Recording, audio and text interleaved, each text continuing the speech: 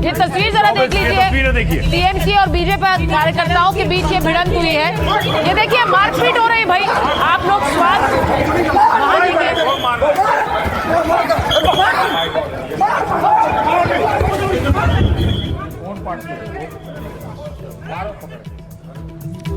तो ये तस्वीरें देखिए जरा, चुनाव खत्म होते होते चुनाव का समय खत्म हो गया वोटिंग का, लेकिन यहाँ पर हंगामा देखिए कैसे जारी है, बुरी तरह से मारपीट हो रही। लेकिन सुरक्षा बल खड़े हुए हैं। बड़ी बात यह है कि सुरक्षा बल के जवानों के बीच जो है ये मारपीट हो रही है। ये जो सीट है ये अर्जुन सिंह है, बीजेपी के कैंडिडेट हैं और ये पिछली बार सांसद भी थे बीजेपी के। उससे पहले टीएमसी के सांसद थे और इस बार जब उनको टिकट मिला तो दोनों पालों में झूल रहे थे, कभी टीएमसी में, कभी बीजेपी में, कभी टीएमसी में।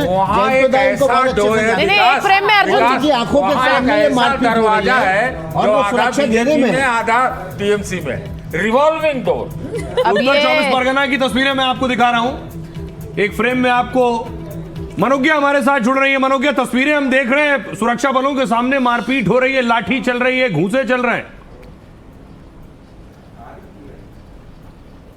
जी बिल्कुल, ये फिनिशिंग लाइन है। पश्चिम बंगाल के इतिहास में ये अभी तक के सबसे कम हिंसा वाले चुनाव में से गिना जाएगा, ये 2 फेज का चुनाव। लेकिन जब मतदान की प्रक्रिया हो रही है तो उस दौरान इस तरह की घटनाएं आम बात रही हैं पश्चिम बंगाल में। लेकिन ये 2 फेज मिलाकर भी अगर 100 घटनाएं हुई हैं, हमने अभी मुख्य निर्वाचन अधिकारी से बात की, उन्होंने ये कंफर्म किया है कि 100 से के आसपास की घटनाएं हुई हैं। लेकिन जहां जहां ये घटना हुई है, जहां पर ईवीएम में दिक्कत आई है, वहां पर सभी जगह आज शाम तक डिसाइड करके रीपोलिंग के आदेश दे दिए जाएंगे, यानी कि दोबारा मतदान होगा जो कि अगले 2 दिन के अंदर ही होना होगा।